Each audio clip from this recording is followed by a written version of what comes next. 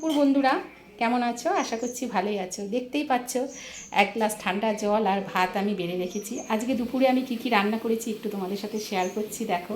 আশা করছি তোমাদের ভালো লাগবে। প্রথমে আমি এখানে একটা গন্ধরাজ লেবু রাখছি গরমের জন্য। তারপরেই যেটা প্রথম পাতে থাকবে পাট শাক ভাজা, রসুন আর শুকনো লঙ্কা ফোড়ন দিয়ে করেছি, এটা কাসুন্দি দিয়ে খাওয়া হবে।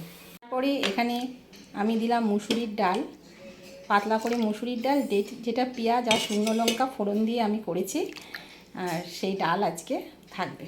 তারপরে এখানে থাকছে দুটো চিংড়ি মাছের বড়া, কুচো চিংড়ি বেটে এই বড়াটা করেছি, চিংড়ি মাছের বড়া। তারপরেই থাকছে পুঁই শাকের চচ্চড়ি, মিষ্টি কুমড়ো, আলু, তারপরে বেগুন, এই সমস্ত দিয়ে এটা পুঁই শাকের আমি চচ্চড়িটা করেছি। এটা খেতে খুবই ভালো লাগে ডালের সাথে, পুঁই শাকের চচ্চড়ি।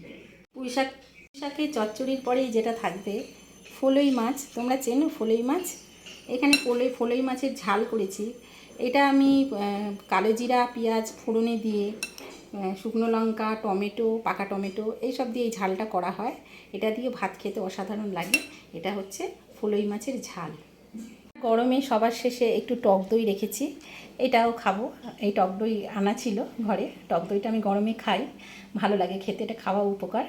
পুরো আমাদের রান্না হয়েছে পাট শাক ভাজা, মুসুরির ডাল, গন্ধরাজ লেবু, ভাত, চিংড়ি মাছের বড়া, পুঁই শাকের চচ্চড়ি, ফলই মাছের ঝাল, টক দই, জল তো আছেই।